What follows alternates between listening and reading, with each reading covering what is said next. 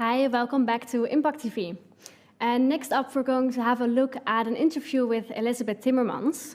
She is the author of Liefde in tijden van Tinder, or in English, Love in the Age of Tinder. And we actually have a collaboration with IMPAKT Festival with a bookstore called Savannah Bay that's here in Utrecht. And it's a bookstore focusing on literature, post-colonialism, gender studies. So if you're in Utrecht, have a look at the stand of the books that are specifically selected for the festival and for all the different themes surrounding love, modern love, dating, etc., etc. So for now, we're going to have a look at an interview with Elisabeth Timmermans that's coming up right now.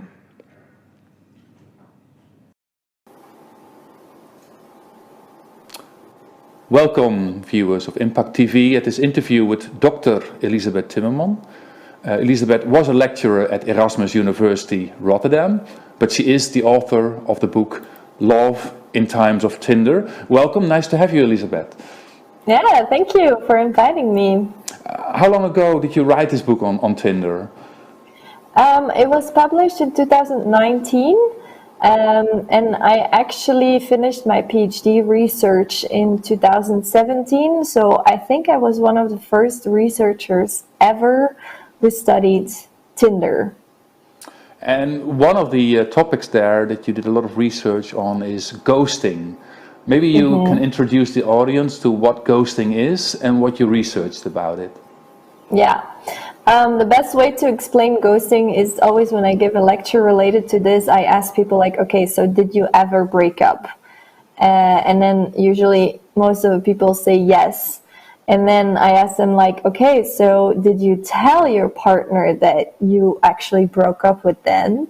And then you see people like look at me like, what are you saying? What is this about? And then I explain ghosting because it's actually about you deciding that you want to break up with your partner, but failing to tell them that you think the relationship is over.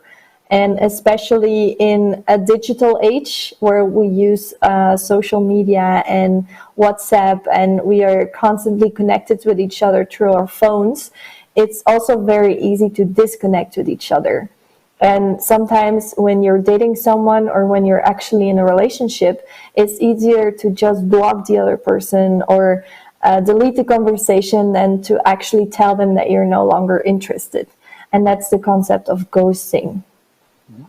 And do you think it's a rude thing to do? Are there good excuses? What reasons do people have to ghost someone?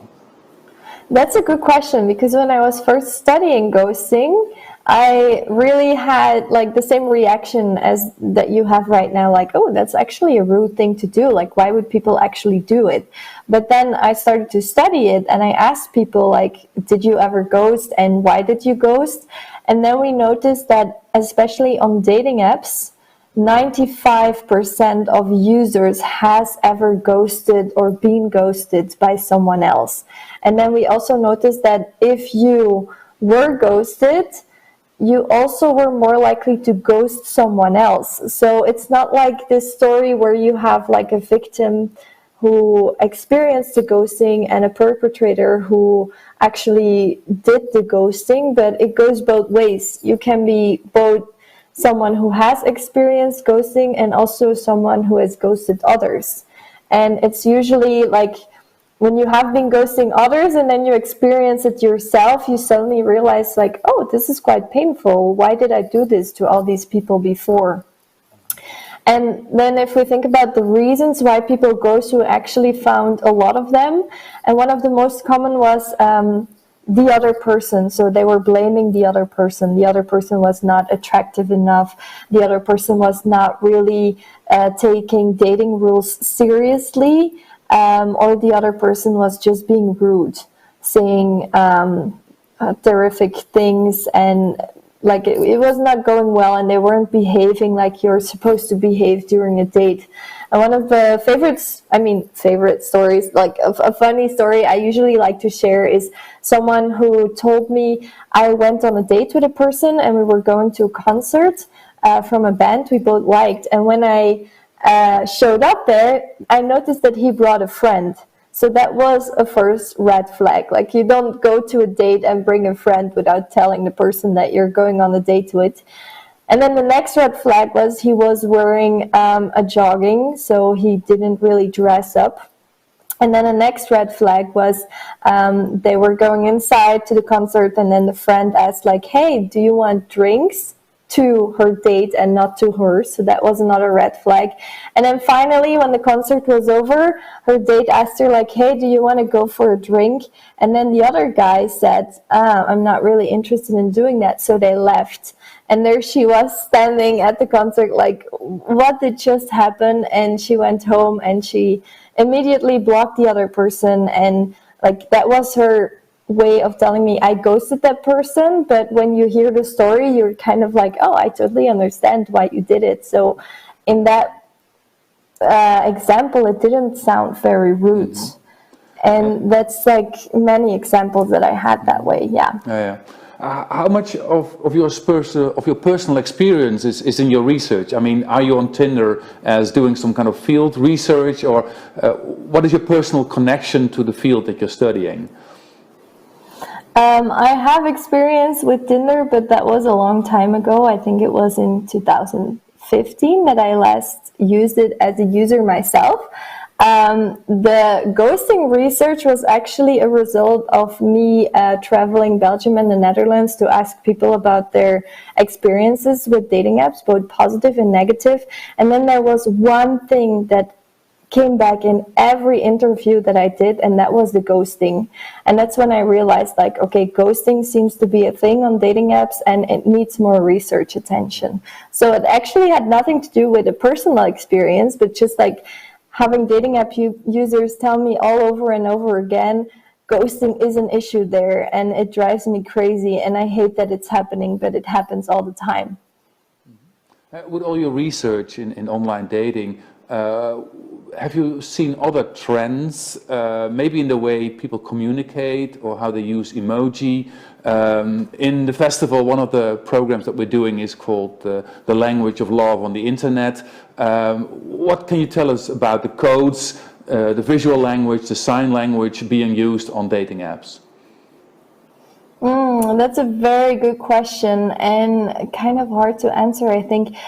I think one of the most important things that has changed with Tinder and all other similar dating apps is that we suddenly have access to like a catalog, like the way that we choose or IKEA furniture. That way we're now choosing dating partners. Like, we just open this app and we see a picture and then we swipe and there's another picture and we get this idea that there's an endless pool of possible dating partners. But at the same time, research has shown that the more options that we have, the more likely we are going to be dissatisfied with our final selection. So dating app users are actually doomed to fail in finding love because the dating apps are designed in such a way that you will always be frustrated by your choice that you make because there are so many options. How is Tinder doing in terms of market shares? Is it the main platform? Are there runners-up that are getting good competition, giving good competition to Tinder? What can you say about this field of dating apps? I think it kind of depends on the country. I feel like in most Western countries that there's first people are going to start with using Tinder, but then they feel frustration and dissatisfaction, and then they switch to other platforms. So there is some competition there. You have Tinder and then you have Bumble. And the funny thing is that the CEO of Bumble was actually the ex-girlfriend of the previous CEO or founders from Tinder. So there's even connection there. But then if we look at the Netherlands specifically, then you see that there are more and more dating app initiatives from local entrepreneurs, and they really try to look at, okay, people are using Tinder, but they're frustrated. So let's look at the frustration that they have and then work on that. And then you have this company, it's called Breeze. It's also a dating app initiative in the Netherlands. And they realized like, okay, people are so fed up with the online interactions that they just skip that part. So you swipe and you get connected, and then they immediately send you on a date. So there is no online interactions going on there. So that's actually like them trying to make sure that the online dating goes offline again. And then you see like all these initiatives trying to better the dating experience for people on these dating platforms. Because let's be honest, if there is a way that you can make money, it's definitely for the purpose of love. Because in the end, most of us really want a partner and we're ready to invest for it. Thanks a lot, Elisabeth. It was lovely having you with us and getting your insights on dating platforms, dating apps like Tinder. Thanks a lot. Thanks. Bye. Bye. Thank you.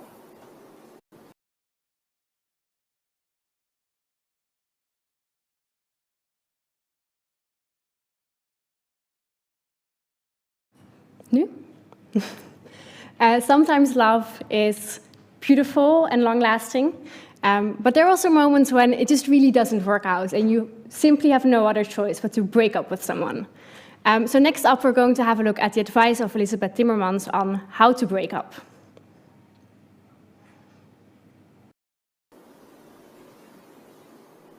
Hi, I'm Dr. Elisabeth Timmermans, and I've done lots of research related to romantic relationships, and I'm also a dating coach. And I'm going to discuss with you open confrontation as one way to break up. Actually, it's the best way to break up, because what does it mean? It means that you decided that you wanted to break up with your partner. You go to your partner and you tell that person that you don't want to be in a relationship anymore. You have a real discussion about it, you share feelings, and then when you both leave the conversation, it is pretty clear for both parties that you're no longer in a relationship.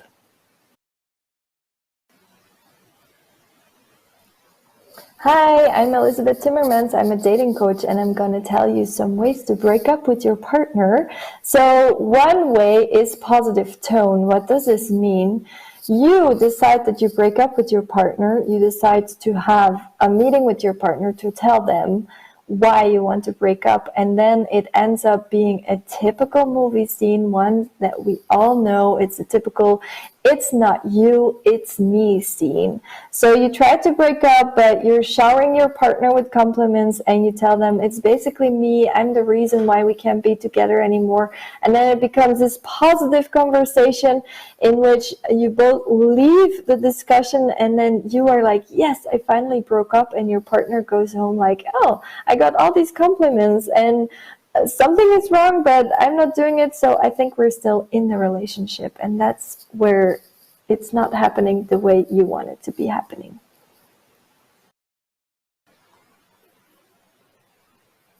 Hi, I'm Elisabeth Timmermans. I'm a dating coach, and I have studied romantic relationships and breakups. So I have quite a few things to tell you about breaking up. One way to break up with your partner is a form of mediated communication. So imagine you want to break up, you don't really know how to send the message, so you just go on Facebook, you change your Facebook status to single, and you think you have managed the job and are no longer in a relationship. But when your partner checks Facebook, they actually are really surprised because they didn't see it coming at all. And that's a way of breaking up using mediated communication.